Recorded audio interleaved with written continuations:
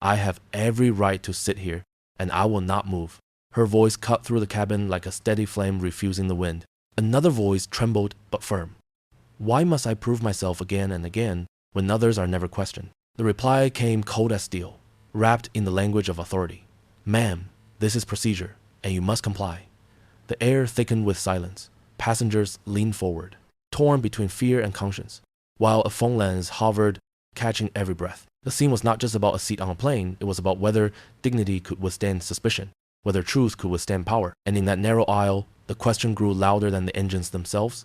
When the rules are used against the very people they should protect, who will speak for justice? But then, a call from corporate headquarters shifted the balance, and the story took a turn no one had expected. You have to decide, do you agree with the way she stood her ground? Share your thoughts in the comments, and don't forget to like and follow so this message can travel further. The terminal had that early July brightness New Yorkers know well.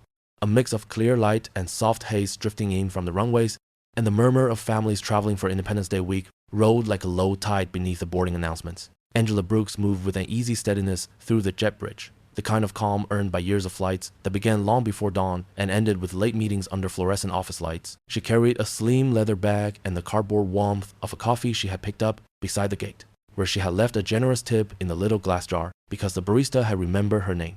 When the aircraft door greeted her with its tempered chill, she smiled politely at the first attendant in the galley, received a practiced smile in return, and walked forward.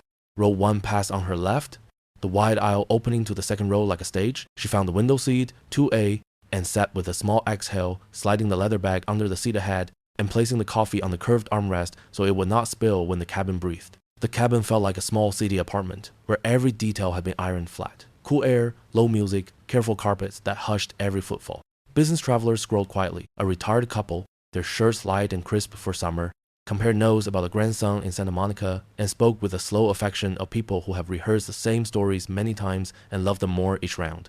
A boy asked his mother whether fireworks would be visible from the airplane if they flew late, and his mother said they might, if the clouds were kind. The aircraft felt unhurried yet precise.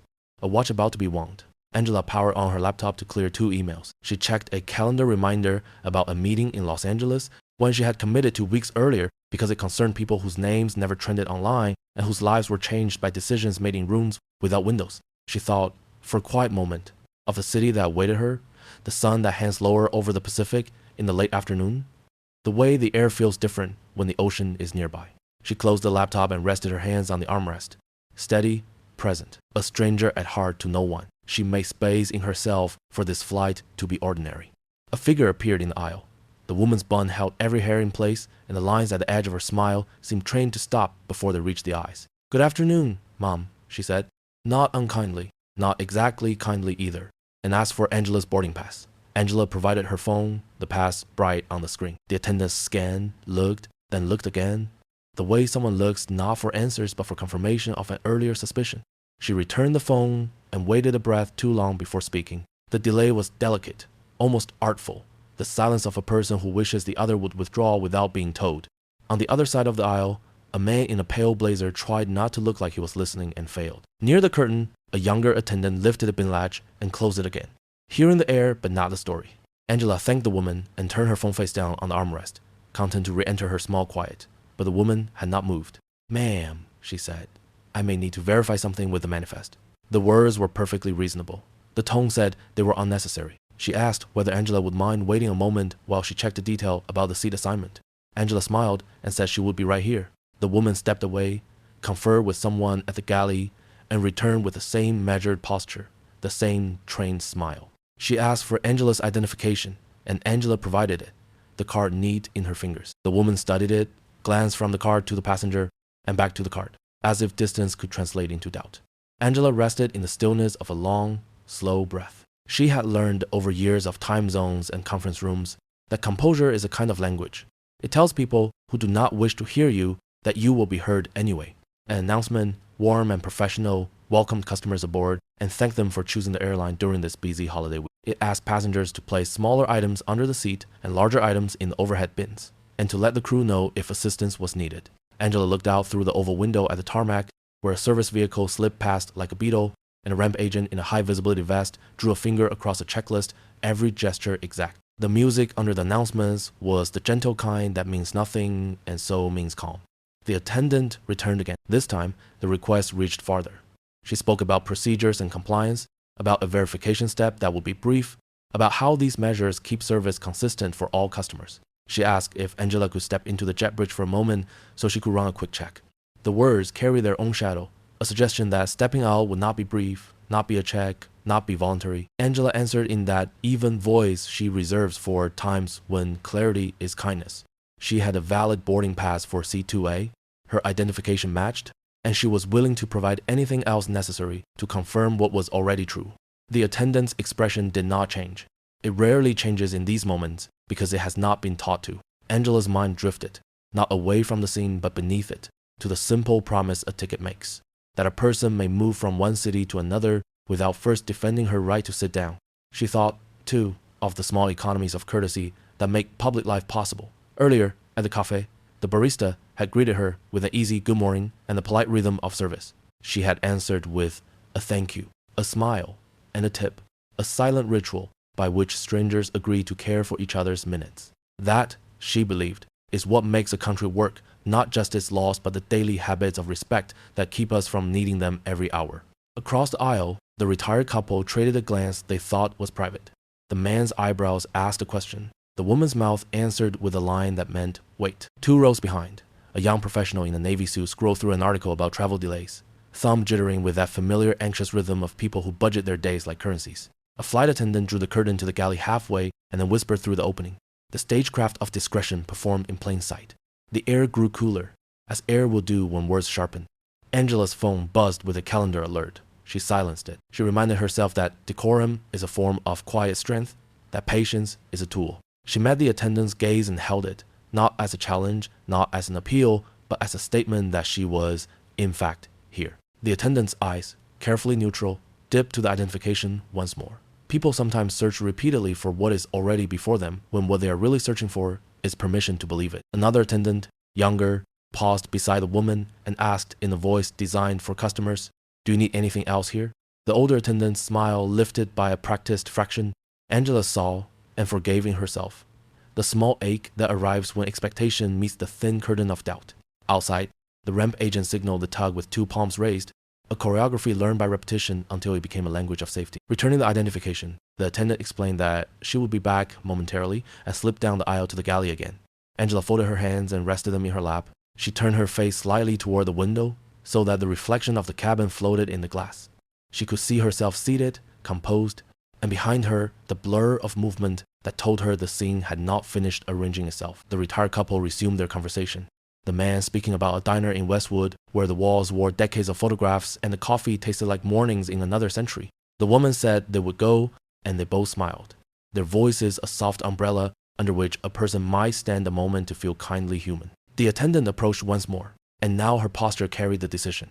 Angela prepared to listen. In the galley, a chime sounded, and the younger attendant glanced toward a handset. The aircraft door remained open. The warm breath of July entered between the seals. Someone laughed faintly in the jet bridge at a joke about how far fireworks could be seen if the sky cooperated. The laugh cut short when the attendant reached row 2 and leaned just enough to place her voice close without making a scene. Angela heard the words because they were not meant for her and could have been. The vowels were careful, the consonants light, and the sentence was chosen for its gentleness and its weight. The attendant tipped her head toward a colleague and said, "We may need to call a supervisor." The words about calling a supervisor still lingered in the cool cabin air, an aftertaste of authority that made the aisle feel narrower than it was. Laura Thompson returned with the composure of someone who had practiced this posture in the mirror. Hands folded at the waist, a professional smile that did not change no matter what news she carried. She offered a courteous greeting suited to holiday travel, then asked, in that careful tone reserved for delicate matters, whether the passenger in seat 2A would be willing to step into the jet bridge for a moment so that a small verification could be completed. Angela Brooks met the request with the same steady calm that had carried her through boardrooms and late flights. She thanked the attendant, confirmed that her boarding pass and identification had already been scanned, and added that she was happy to provide any further confirmation the crew needed right here at her seat.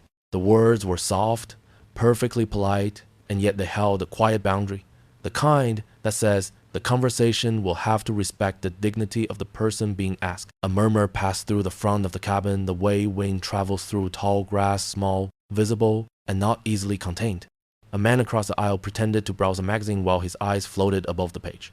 Behind him, A younger attendant glanced up from securing an overhead bin, then lowered her gaze as if the carpet had developed a sudden fascination. Farther back, a mother negotiated snacks with a restless child, promising pretzels later if he would sit still now. The ordinary life of a plane continued, and yet the focus of that little world kept tilting back to row 2, where an ordinary seat had become a small stage.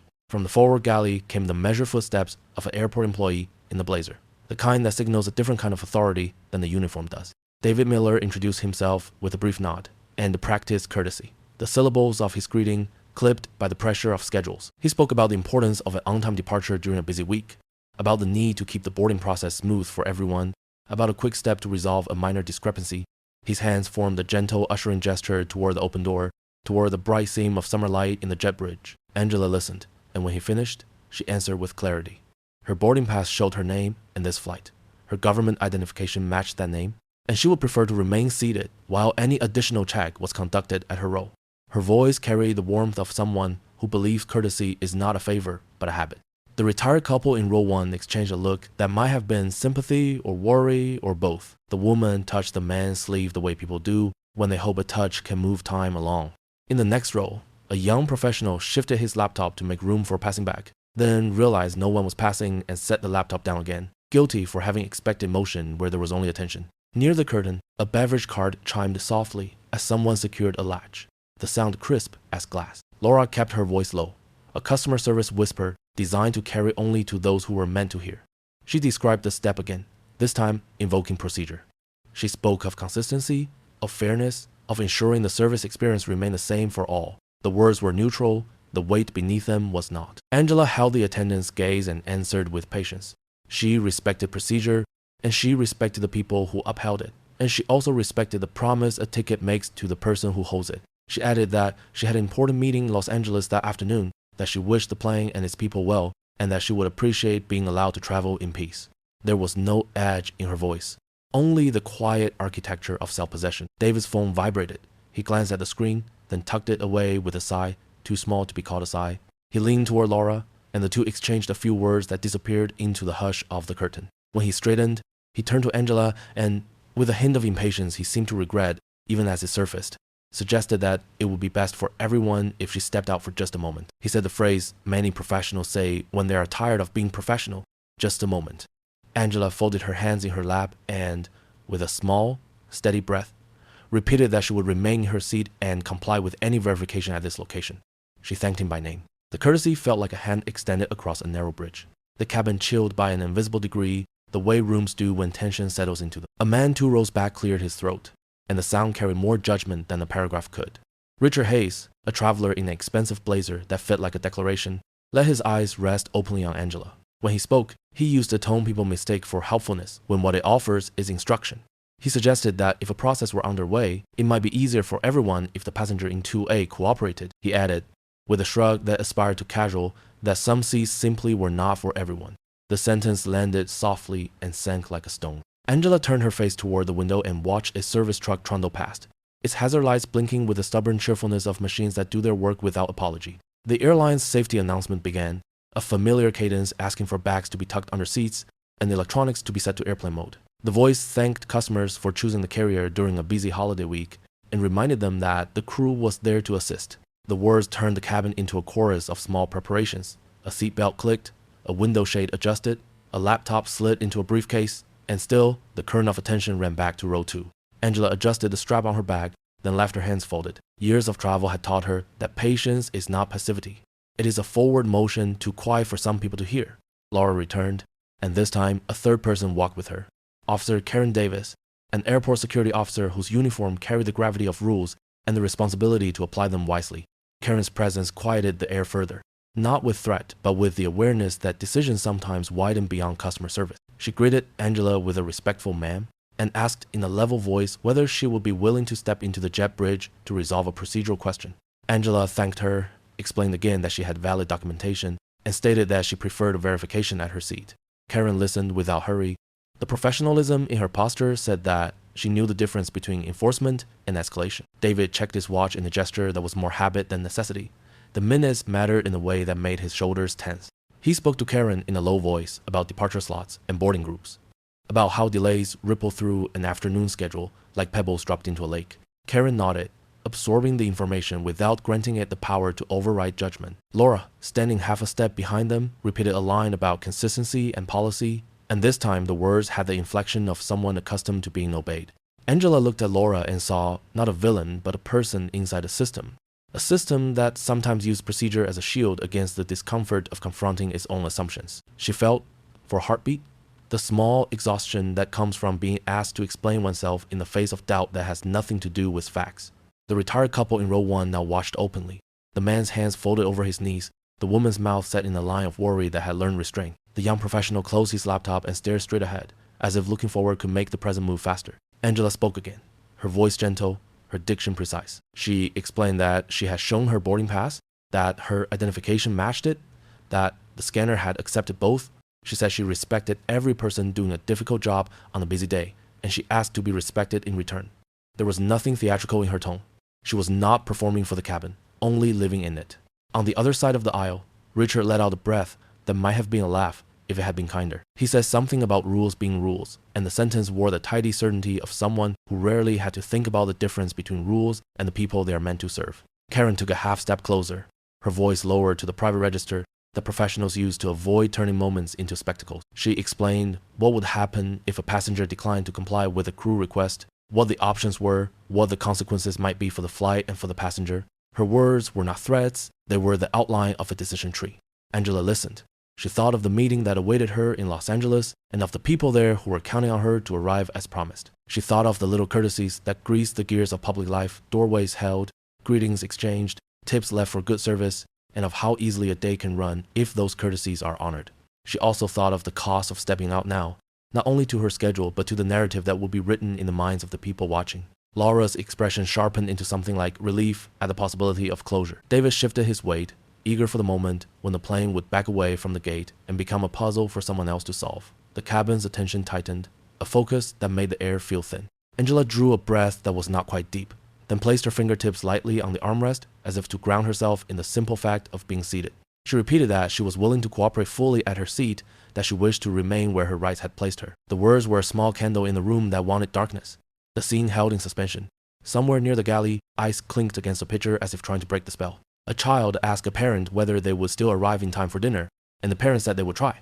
The summer light in the jet bridge brightened as a cloud moved, a subtle reminder that the sky outside cared nothing for procedure. Angela looked down at her phone, not to flee the moment, but to anchor herself in the ordinary messages. A calendar, a note she had written earlier about something she wanted to say in the afternoon meeting. She lifted her head again and met Karen's eyes. Respect looked back. The quiet broke the way quiet often does, not with a shout, but with a voice clear enough to carry. It came from a few rows back, young but steady, the sound of a person who believes that light should be allowed into rooms where decisions are made. A hand lifted a phone, the lens already awake, and the words found the space between everyone else's breath and filled it with a new kind of pressure. I'm streaming this live. Sangguo or Ifang. The declaration about streaming echoed down the rows and settled into the hush, the way a bell lifts inside a church, drawing attention without raising its own voice. And in that instant, the small world of the front cabin rearranged itself around a young woman with calm hands and a steady lens, who had decided that light belonged here. Olivia Parker held her phone upright, the screen alive with comments and tiny hearts, and the bright word live, and within moments, the count climbed from a few curious onlookers to hundreds of viewers who typed simple questions with complicated roots, questions about policy and fairness, and why a woman who had taken her seat with courtesy was now being asked to stand. The scene did not turn noisy, it turned intentional. The older couple in row 1 adjusted their posture as if better listening could help. A business traveler eased his laptop closed with a sigh that respected the moment, and the air conditioner hummed with a constancy that comforted children and irritated adults, while the cabin crew tried to keep the choreography of boarding from showing its seams. Laura Thompson saw the phone and softened her smile into that pure customer service expression that hides more than it reveals, then leaned just close enough to be heard and said, in a tone that suggested policy wearing civility like a scarf, that recordings were not appropriate right now and the stream should be turned off for the privacy of everyone involved. Olivia answered with a polite yes ma'am and kept the lens up, explaining that this was a matter of public interest and that she was careful not to film anyone who did not wish to be seen. She angled the camera to show Angela Brooks from the shoulder, the edge of a leather bag, the oval of a window, and the uniform presence of authority, no more and no less. The chat wrote, a teacher in Ohio typed that dignity was not a reward, it was a right. A veteran in Arizona wrote that rules served people, not the other way around. A grandmother in Georgia asked whether the passenger had shown her documents, and Olivia read the question aloud so the universe of the plane could hear it. Angela, who had spent enough life in public spaces to recognize when the story had chosen her, inclined her head toward the lens and spoke in the warm clarity of someone who refuses to shout. Her boarding pass matched this flight and this seat, her identification matched her name, the scan had been accepted, and she wished, as did everyone, for a smooth departure and a peaceful journey. The words traveled farther than the aisle. They seemed to settle into the upholstery and the polished armrests, to braid themselves into the low music that insisted on normalcy the way waiting rooms do. From the forward galley, Officer Karen Davis stepped into view with the quiet gravity of a person who understands both the reach and the limits of her authority. She offered a respectful greeting to Angela and a nod to the crew, then positioned herself so that she could see the passenger and the door with equal ease. Davy Miller joined them a half step back, and the three formed a triangle that looked like a decision being assembled in real time. Karen's voice, even and measured, sketched the procedure in broad strokes. A crew member's request is to be followed, refusal can lead to removal, and removal is a last resort that no one on a holiday week wants to see. She asked Angela, with genuine courtesy, to step into the jet bridge for a quick verification away from an audience. She promised it would be brief and that everyone would return to their seats with the calm this cabin deserved. Angela listened, hands folded, the posture of a person who recognizes an honest attempt at de-escalation and values it, and explained that she would comply fully with any verification conducted at her seat, that moving her would not add truth but would add harm, and that she asked for the same respect she had offered from the moment she walked on. Laura, careful to share the stage with authority while still directing it, mentioned policy again, the word consistency slipping in as it often does when policy needs a friend. Richard Hayes, the man in the pale blazer, allowed himself the small luxury of a public opinion. He announced that his experience in premium cabins suggested that certain standards protected everyone, and that cooperation was the fastest path to peace. The retired woman in row 1 turned slightly toward him and, in a voice just above a whisper, asked whether standards survived their purpose when they forgot their people, and he smiled the smile of men who prefer rules to reflections. Olivia adjusted her frame and spoke softly to her audience, describing the positions of the players, the way a radio announcer maps a game in words, the passenger in seat 2, sitting upright and composed, the lead attendant with a clipboard of words, the airport supervisor with time on his shoulders, the officer with her hands quietly open at her sides, and the cabin of Americans on the edge of a decision about what fairness will look like today. The comments turned from wonder to witness. A nurse wrote that courtesy is a vital sign. A union mechanic added that procedures are only as good as the people applying them. Someone else simply typed the word respect 3 times. The plane held its breath. A ding from the aisle ceiling reminded everyone that boarding continued, that bags still needed homes, that departure slots do not wait for human stories. But even the math of schedules could not pull the moment back into routine. Laura asked Olivia once more to stop filming and was answered with a measured explanation about rights and responsibilities, about careful framing, and the public interest in how customers are treated. Karen looked from the lens to Angela and back again, then chose not to argue with the camera. She argued with the situation instead, asking Angela if there were any piece of documentation not yet offered that might end this quickly. Angela said there was not, that everything necessary had been provided and accepted, and that she hoped the next action would be to take off, not to take her away. It would have been easy for the scene to tilt into noise, to let frustration harden into orders, but the cabin kept to the lower register where change is possible. A flight attendant at the galley poured Diet Coke over ice with the small ceremony of a person keeping the ordinary alive, and the sound of cubes in a plastic cup threaded the tension with something human. A father told his daughter that patience is a kind of courage. She asked whether courage always has to feel this slow. David swiped his phone and frowned at a schedule update he could not control, then tucked the device away as if hiding the clock might soften time. In the top corner of Olivia's screen, the tally of viewers turned from a small crowd into a town. She narrated it in words instead of numbers, telling her audience that many were not watching and asking them to listen rather than shout in the comments. She described Angela's tone as steady, Laura's as firm, Karen's as professional, and her own as hopeful. She did not say the word fairness again. She let the picture carry it. Laura leaned in slightly, not to loom but to remind, and explained with textbook composure that failure to comply with a crew instruction could result in removal before pushback. The phrase removal before pushback entered the air like a cold draft.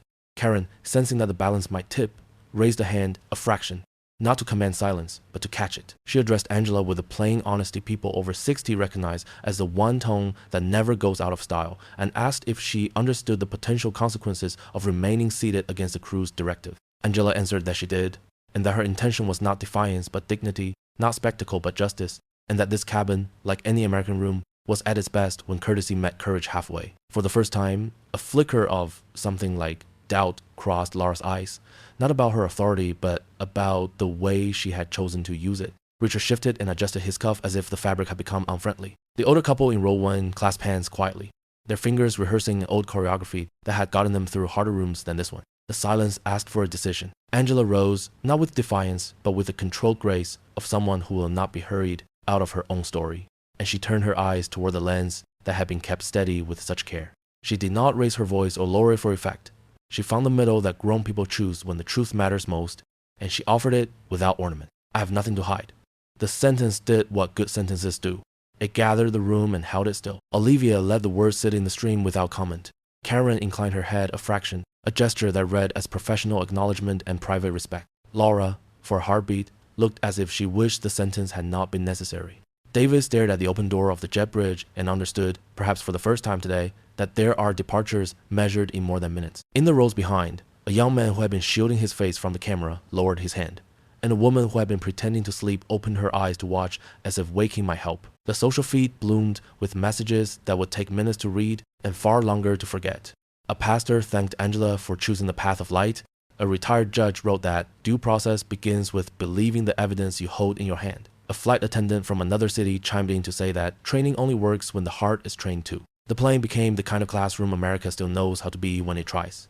Imperfect and earnest and capable of learning. Olivia steadied her arm and promised her audience that she would keep the frame respectful. She noted that it was Independence Day week, a fact that seemed to place a soft underline beneath everything and describe the small, ordinary acts still happening, someone tucking a backpack under a seat, someone else sliding a paperback into a pocket, the cabin music changing to a tune that had played in airports since before smartphones taught us to fill every waiting minute with a scream. Karen asked Laura whether there was any further step short of removal that could be attempted. Laura consulted her clipboard, which did not answer. David glanced at the door again, as if help might arrive in the form of a person who could sign something and make responsibility go away. The help that arrived was not a person in the doorway. It was a sound from just beyond it, small and unmistakable. The sound of an ordinary device insisting that it be heard. A phone rings on Maria Lopez's desk just outside the jet bridge. The ring from the desk outside the jet bridge hung in the air like a question that no one volunteered to answer, and for a beat the sound seemed to outline the room, turning rows into margins and faces into lines of text waiting for meaning. Maria Lopez glanced toward the doorway and then back to the front cabin, torn between the call that might change the shape of the next minutes and the scene that demanded eyes. Angela Brooks felt the weight of that hesitation without looking away from Officer Karen Davis. The security officer's stance held a balance earned from years of work that asked her to be firm without hardening. "Ma'am," she said, "if you are ready, we can step into the jet bridge now. It will take only a moment." The phrasing was careful, and the respect in it was clear. Angela breathed once, slow and even, and her hands moved to the handle of her small carry-on, as if memory alone could lift the bag. The Independence Day week pressed against the plane from the terminal, a wash of holiday energy in the clatter of rolling suitcases and the flutter of miniature flags tucked into backpack straps. Announcements from nearby gates rose and fell like a tide running on the clock. A volunteer in a red vest passed by the doorway with a stack of children's coloring sheets, and the bright paper flashed like a promise the day had made to families. Inside the cabin, the air held its cool, but the mood felt warmer and closer, as if the people seated up front had taken a half step toward one another without moving at all. Laura Thompson positioned herself a fraction to Angela's left, not blocking the aisle, not offering it either. Her smile sat on her face like a pin on a uniform, polished, meant to signify order. "Thank you for your cooperation," she murmured to the room, though the room had not been asked to cooperate with anything. Olivia Parker steadied her phone without lifting it higher, mindful of the faces that had turned away. The comments flowed in phrases that felt like neighbors knocking on the door to ask whether everything was all right. A retired teacher wrote that fairness is a lesson learned in small rooms. A former gate agent noted that manifest scans do not change after boarding. A grandmother from Savannah typed a simple prayer for patience. Olivia read only some of the messages aloud, leaving more unsaid than said, and kept her language plain.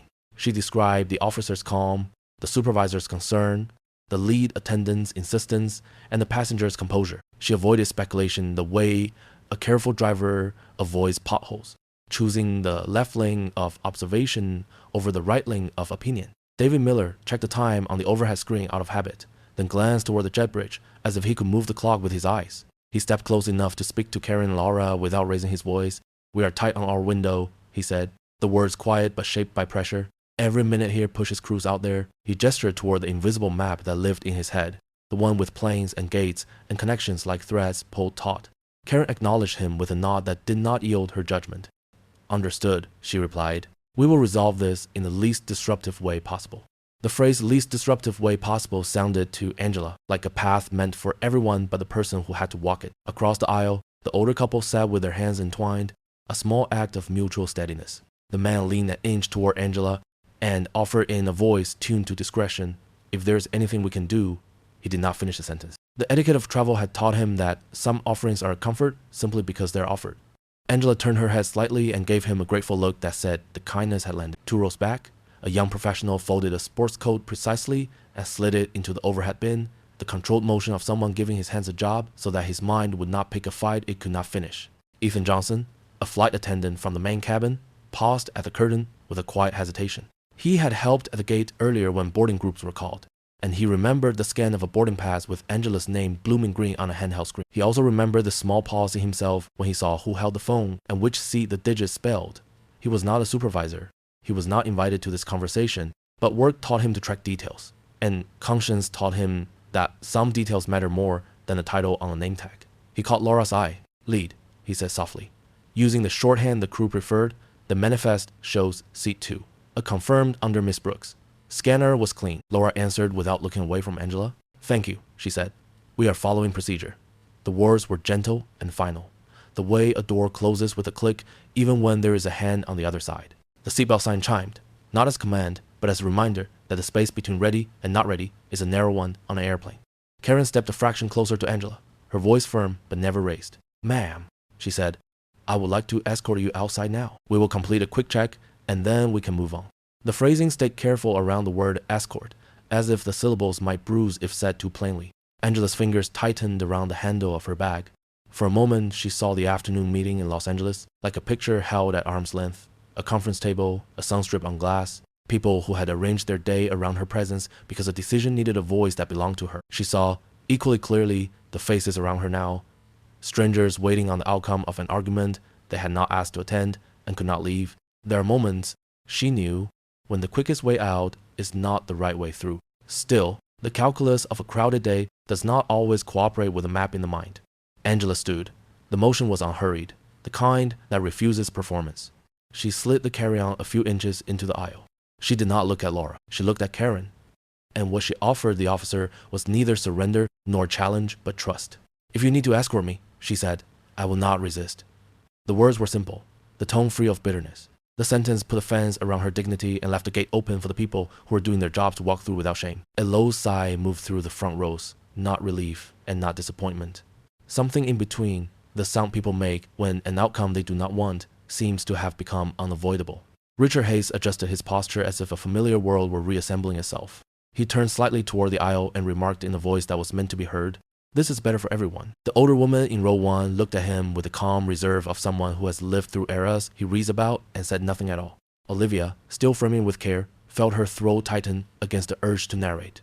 She had promised herself not to push the story, only to witness it. Her audience, now described in words as many, rather than in digits that would confuse an audio reader, flooded the stream with short, steady messages. Stay strong.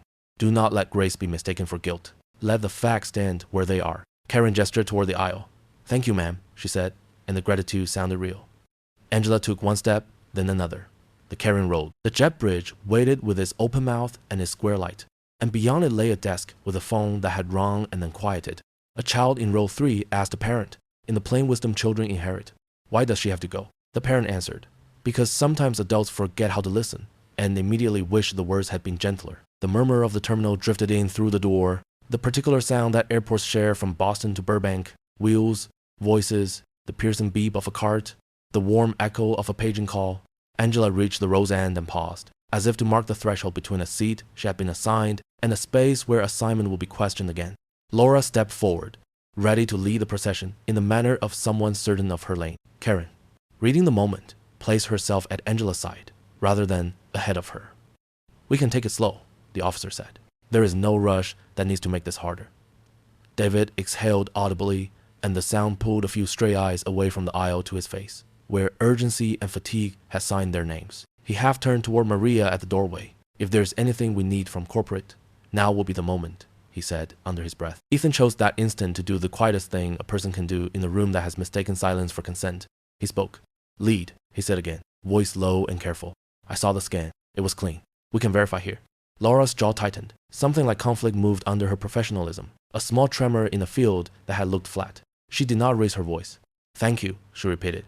We are following procedure. The repetition built a wall. Ethan nodded once and stepped back behind the curtain, his hands finding the edge of a beverage tray, giving them weight to hold. Angela took another step. The carry-on rolled again, a small circle in the pattern coming to rest.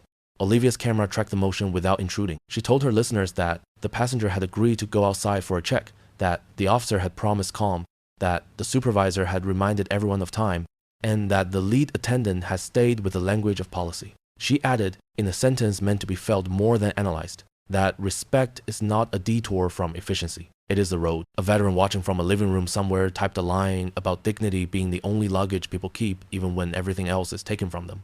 A pastor wrote that truth does not mind the light. A young mother sent a message that sounded like a hand on the shoulder. At the doorway, the light changed the way light changes when one space opens into another. The jet bridge breathed warmer air, and the tongue of jet fuel threaded it like a memory of another century. Maria looked up from her desk with an expression that omitted both the mess and her part in cleaning it. She rose halfway and then stopped, caught by the crossed wires of hierarchy and conscience.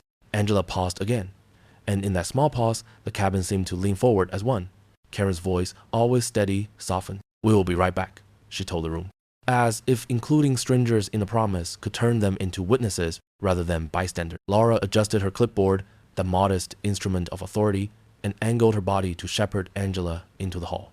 The motion drew a line in the air.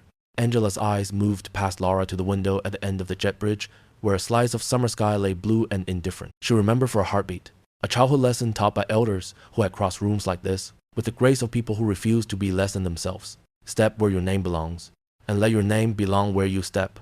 The thought did not come as a speech. It came as a breath. She shifted her bag to the other hand. She turned her shoulder to clear the doorway. A phone on the desk beside the doorway lit again, woke again, and insisted again. Maria hesitated only a fraction before she reached for it this time.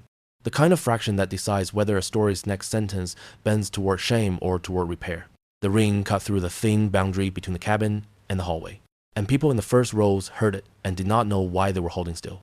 Maria brought the receiver to her ear and listened. Her eyebrows lifted in a quiet arc.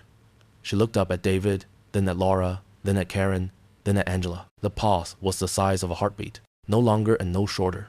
And in that heartbeat, the room learned that some moments arrive carrying both instruction and consequence. Call from corporate HQ. The call from corporate headquarters traveled into the cabin as a change in weather rather than as sound, first through Maria Lopez's expression as she listened just inside the jet bridge, and then through the posture of the people who watched her eyes widen by a small, undeniable degree. She set the receiver down with care as if placing a fragile object, and stepped forward until the threshold of the doorway framed her like a caption. The room seemed to compose itself around her.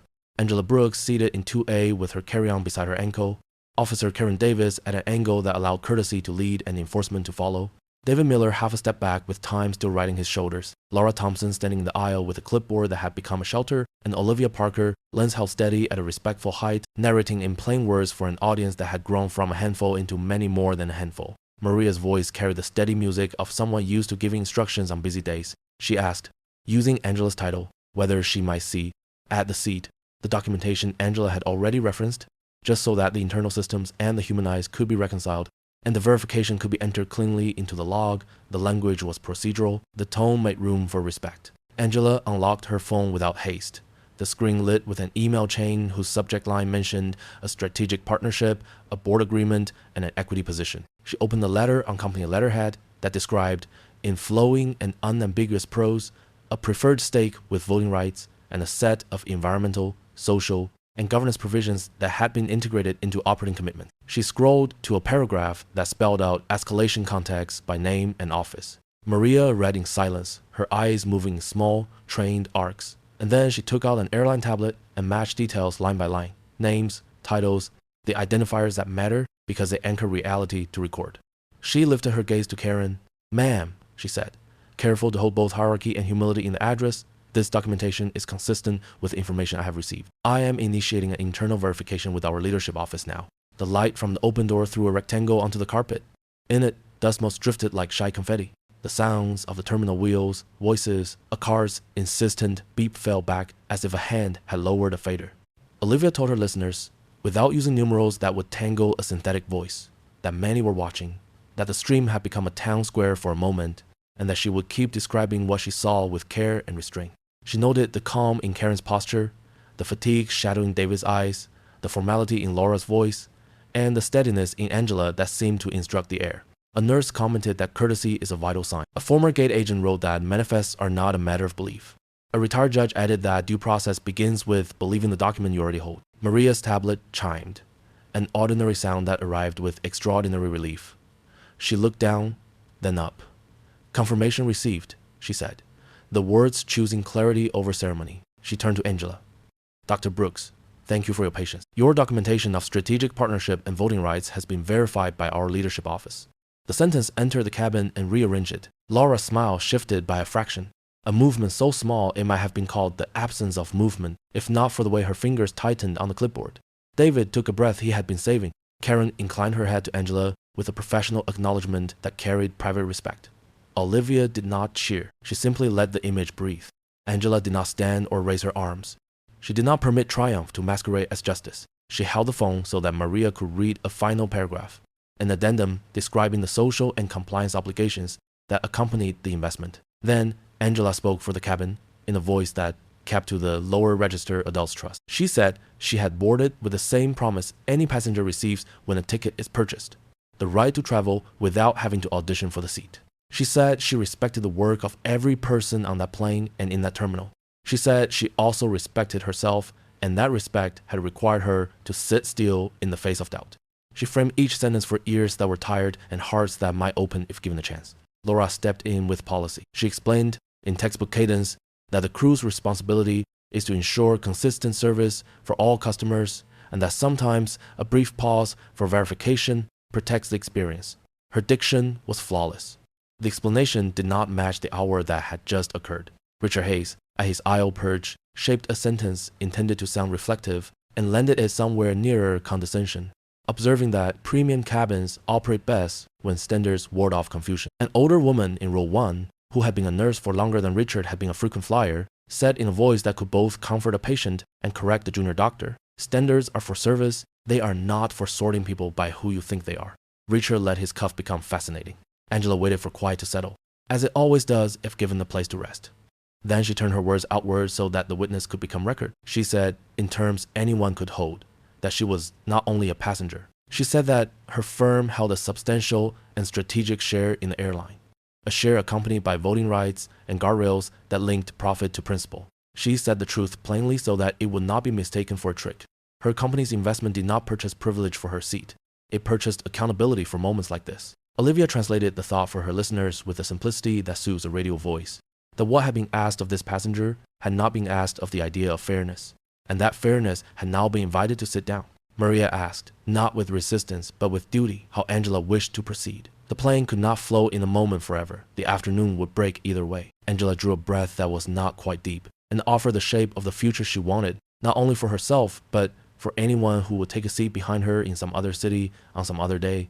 She proposed a 5-point course of immediate and durable action, a protocol named only because names help people remember what matters. First, she said, 40 hours of bias awareness and dignity training for all customer-facing staff, with annual recertification that includes scenario practice and passenger rights. Second, a careful record of interpersonal incidents logged in a secure system, with periodic review by an independent third party charged with finding patterns rather than assigning blame. Third, an Ombuds Office for Civil Rights and Customer Dignity that reports directly to the chief executive, with authority to halt practices that fail the standard. Fourth, quarterly diversity and equity audits that examine both outcomes and experiences, not just hiring numbers, but treatment in the aisle where it is felt. Fifth, a scholarship and apprenticeship fund of $50 million dedicated to opening doors into aviation careers for underrepresented communities.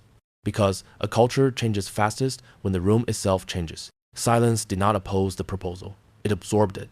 People looked at the floor, then back at Angela, as if trying on a better day to see whether it fit. David's eyes flicked to the tablet, already imagining how the points might become lines in a memo, and then steps in a plan. Karen studied Laura's face the way good officers study a scene for the part of the truth that has not yet spoken. Laura found her voice first.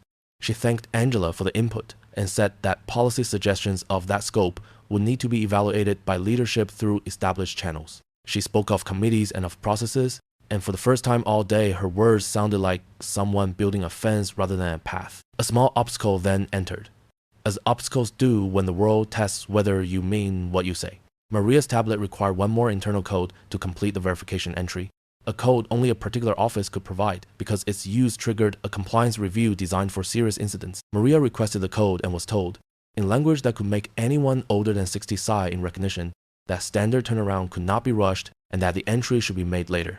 She looked from the screen to the people and then back. She knew that later was the word systems use when they do not wish to be seen. She requested the code again, this time stating in exact terms that this situation required the same urgency people often reserve for delays and dollars. The reply came back with the code, issued by someone who had decided that the cost of delay would be higher than the cost of action. When the verification entry completed, a small green bar advanced across Maria's screen. She felt the satisfaction of a technician snapping the part into place. She looked to Karen, then to Laura, then to Angela. Dr. Brooks, she said, you are confirmed in 2A. Thank you for your patience. On behalf of the company, I apologize for the distress caused. She did not use the phrase, if any. She named the harm. Karen let out a breath so quiet that only Angela, this close, could hear it. David rubbed the bridge of his nose and then straightened as if the posture could send steadiness down the aisle. Olivia narrated the apology in a sentence that chose dignity over drama. She told her listeners, again without digits, that many were still watching, that the number mattered less than the attention, and that what they were witnessing was not a victory lap, but a door being propped open so others could pass without the same friction. A veteran wrote that apologies are beginnings when they include change. A union mechanic added that the best fixes are the ones that make the next repair unnecessary. A grandmother said she would tell her church that what happened on this plane is what prayer sounds like when it gets its hands dirty. Angela remained seated and let the apology rest before she spoke. She said she accepted the apology, and that acceptance came with a request that the 5 points be carried forward today, not as a speech, but as a working list. She said she would put them in writing before the day ended, that her office would coordinate with the leadership office that had just confirmed her, and that this moment could either be a bruise the company learns to hide or a hinge it learns to use. The words did not accuse. They offered a choice. Laura stood in the aisle and felt the tension turn to her like a light that could not be switched off. She had spent years practicing the choreography of service until each gesture felt like second nature. Now, under a quieter scrutiny, she encountered the first nature she had been taught even earlier, a reflex to sort people and events into categories the world had handed her before she knew she was holding them. A memory rose of a training session where the facilitator had asked what fairness felt like, not what it looked like. She had answered with a rule. Someone else had answered with a person. The memory brought heat to her face that the cabin air could not cool. Karen's gaze held steady, professional, and humane. Maria tapped a message into her tablet that would not draft itself. David glanced at the door and then at the clock he could not see, as if time would explain itself. Olivia lowered her phone by an inch, not to diminish attention, but to allow breath. Angela placed the phone face down on the armrest, a private ritual of closure. The plane had not moved, and yet everyone understood that something had shifted. The difference between being carried and being escorted had been named and corrected in public, and the naming had returned a person to her seat and a company to its word. The murmur in the front rows changed texture from brittle to woven. A child asked again whether fireworks could be seen from the sky if clouds were kind. A parent answered with a hope rather than a promise. The beverage cart chimed as a latch settled. Somewhere behind the curtain, ice met cola with a sound like small applause. The steward of time at the gate sent a message that would ease a connection downstream. Outside the window, July light made the paint on the wing look almost soft. Angela looked at Laura and, without triumph, offered a sentence that could be said in any American room by anyone who wanted to keep it worth living in. Let us make it better from here. It was not a lecture and not a plea. It was the kind of invitation that leaves a person's dignity undisturbed, even as it asks that person to change. Laura's fingers tightened on the clipboard again, then loosened. The scene held itself as if a conductor had lifted a hand and the orchestra respected the silence. The ordinary life of the plane stood ready to resume safety demonstrations. Pushback, taxi, take off.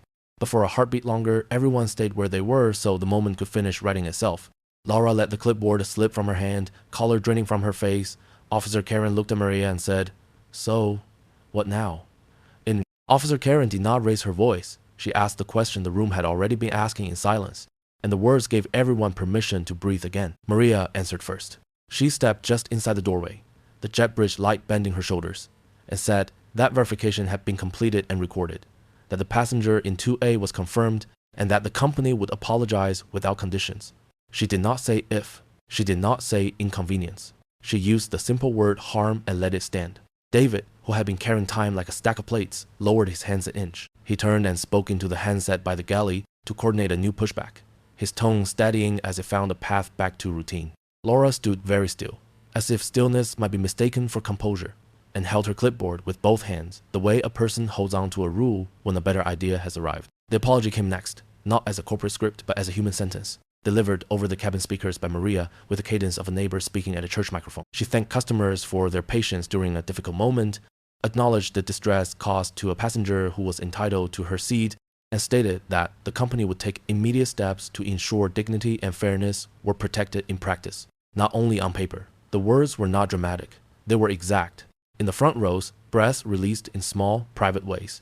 Shoulders dropped, hands unclenched, eyes softened. The older couple in row 1 exchanged the kind of nod that belongs to people who have seen institutions rise to their best and fall to their worst and can tell from a sentence or two which direction a day is facing. A parent whispered to a child that adults had remembered how to listen. Angela remained seated, her carry-on tucked beside her ankle, her phone resting face down on the armrest like a closed file. She did not permit relief to become triumph. When Maria asked, quietly and in person, whether anything further could be done now to repair the moment beyond words, Angela answered with the steadiness that had guided her all afternoon.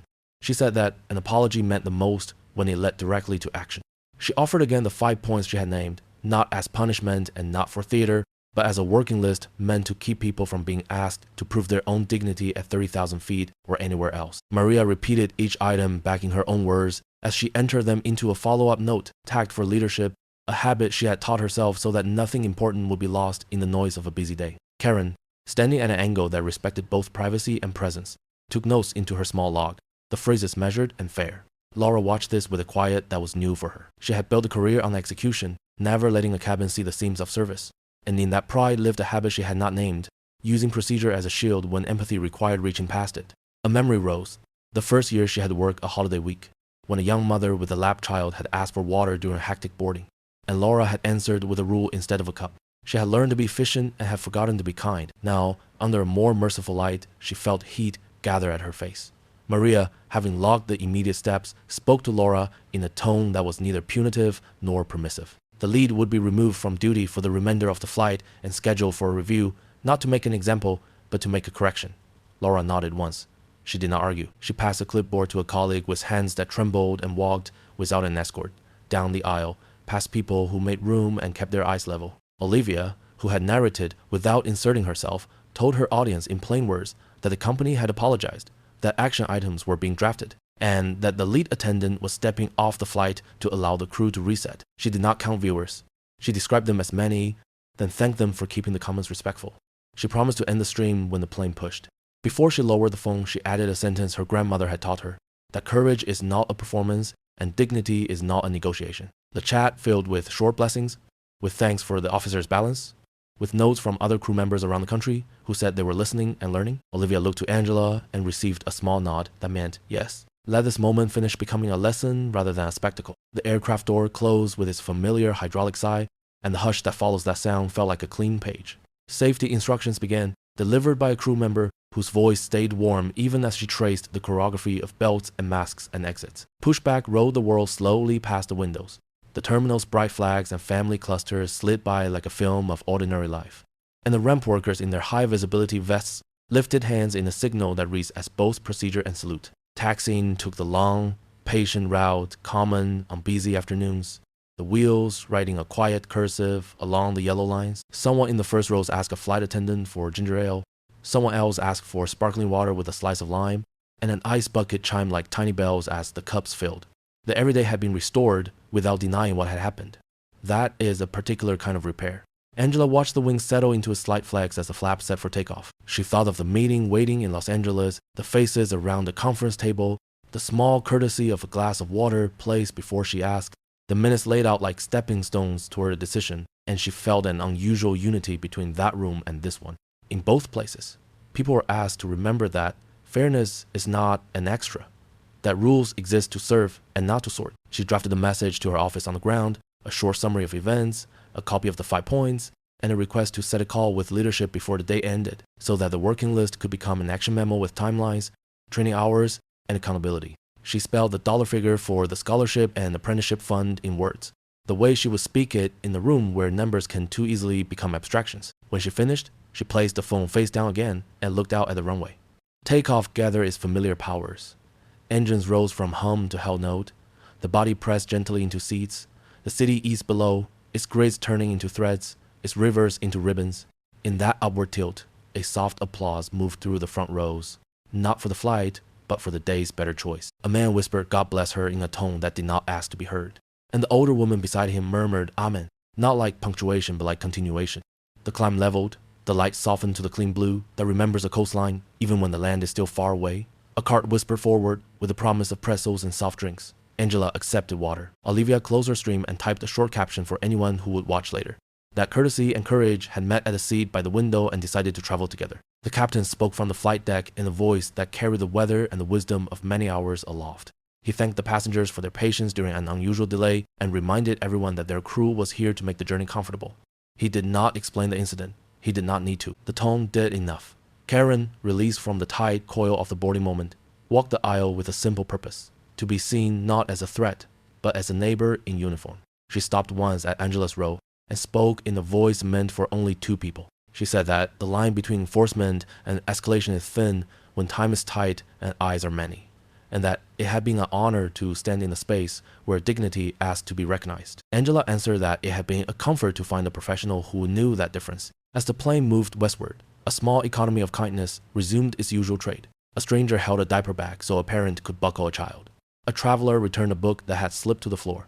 A flight attendant asked a simple question and waited for the answer without prompting. Maria, seated now with her tablet and a list that would turn into an evening of calls, drafted the internal note that would start the Brooks Protocol as a pilot within days, not months. She wrote about training hours in words rather than digits to keep the meaning close, about independent review to catch patterns before they hardened, about an ombuds's office that could cut through the layers when harm tried to hide. She included an observation she had never written before, that apologies only change the future when they include a door that swings on the hinge of action. Angela closed her eyes for a few breaths. She thought of the elders who had taught her how to sit in difficult rooms without letting the room decide her worth, of the colleagues who had trusted her to show up in Los Angeles with more than a plan. With the practice, she allowed herself a small smile, nothing anyone would read as gloating, simply the body's way of marking a passage from risk to rightness. When she opened her eyes, the light on the wing had changed, carrying the faint shimmer of heat that comes when the airplane has found the quiet air. Olivia scrolled through the saved stream, not to relive it, but to gather details for a short write-up she could share with the local newsroom that had been kind to community stories. She kept the names accurate and the tone even. She slipped in a single sentence her father used to say on long drives across the country, that fairness is the road worth taking, even when traffic is thick. She set the phone down and reached for water. Across the aisle, the older couple planned a dinner in Westwood, a plate of roasted chicken at a diner with photographs on the walls and coffee that tasted like mornings from another decade. The ordinary has a way of reasserting itself after a storm, and when it does, it often wears gratitude like a sweater. The cabin lights dimmed a notch to ease the ice, and somewhere behind the curtain, ice met cola again with a modest applause of glass against plastic. Angela did not look at Laura's empty jump seat, but she felt the absence and hoped it would become a lesson rather than a grievance. She pictured, without malice, the lead returning to duty after training, a better steward of rules because she had been forced to measure them against a person's dignity. She pictured, with quiet resolve, the first class where the 5 points would be taught. The first log entry a crew member would make when a conversation turned difficult but not hopeless. The first young apprentice who would walk onto a ramp with a badge that had come from a fund set aside to change what rooms looked like. A soft chime announced cruise altitude. The aisle relaxed. The coast would meet them later. The day would finish its long arc, and emails would become meetings where voices would attach themselves to tasks. Angela rested her hand on the armrest, and in that ordinary gesture, there was a kind of vow to move the day's clarity from this cabin into halls where policy becomes practice. She did not need to say it aloud. The vow had already begun to travel. Olivia's phone vibrated against the tray table with the familiar insistence of a news story asking for space. She lifted the screen into the blue cabin light, a news alert on Olivia's phone. Brooks Protocol airline faces national spotlight. The cabin's final hush lingered longer than the flight itself, a reminder that dignity once questioned can be restored only by truth spoken plainly. What unfolded was more than a dispute over a seat. It was unveiling of how prejudice and misplaced authority can bend ordinary moments into tests of character. Yet it was also proof that humility, accountability, and respect can turn those same moments into a turning point. The lesson was clear. Justice does not arrive in thunder, but in steady voices that insist on fairness and in apologies followed by change. Like the steady light in a farmhouse window guiding travelers home on a dark road, simple acts of recognition and kindness can carry us through the hardest passages of our shared life. So as you sit with this story, let it call you to notice the quiet courtesies around you, and if it touched your heart, consider passing that warmth to someone still waiting to be seen.